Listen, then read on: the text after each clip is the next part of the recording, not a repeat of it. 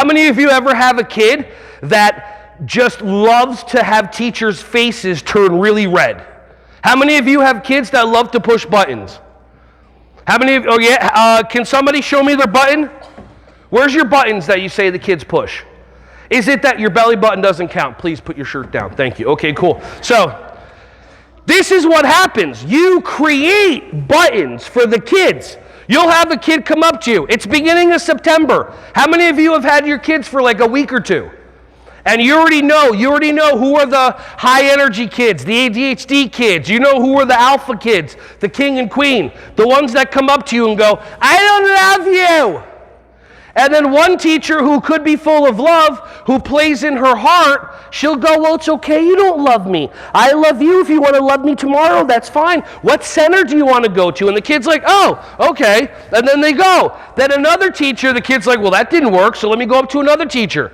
And then he goes to another teacher and goes, I don't love you. And that teacher has trauma because at 3 years young, her mom left to go have a cigarette break because mom and dad got into an argument. Their brain took a screenshot. Psh, mom left. It told her a story. Your mom left you. Wow, you're not lovable. Mom comes back 5 minutes later. Everything's good to go, but it's too late. So now that person is programmed. They can't be lovable. So then what happens? Every time they get into a relationship, every time they fall in love with somebody, every time somebody gives them attention, their brain goes, hey, remember you're not lovable because of what happened at 3? And then all of a sudden you go, oh, you're right. And you end up breaking up with that person. It's just trauma. It's a program. Trauma is a negative situation in your life. Your brain takes a snapshot or screenshot of it, puts it in the back of you, and that's how you run. Some people wake up in the morning and they're thankful. Other people wake up in the morning and their brain turns on and it's okay, these are the first 5 things you get to worry about today.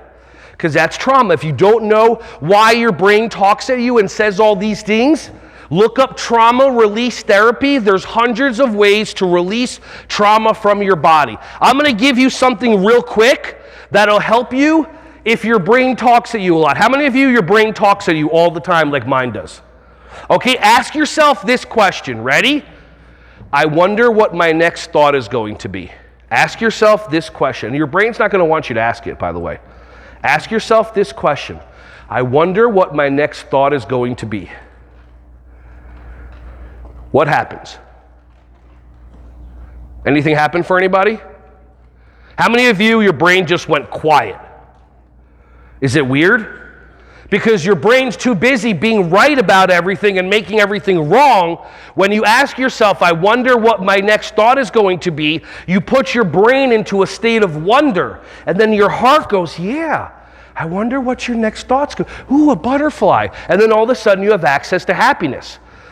But if you have that kid, they go, I don't love you, and you're a person with trauma, all of a sudden your face turns red, that vein in your forehead starts, how can you say that? How can you do that? You're not respectful. And then all of a sudden, this thing's going like this, and then you wonder why the kid says that only to you.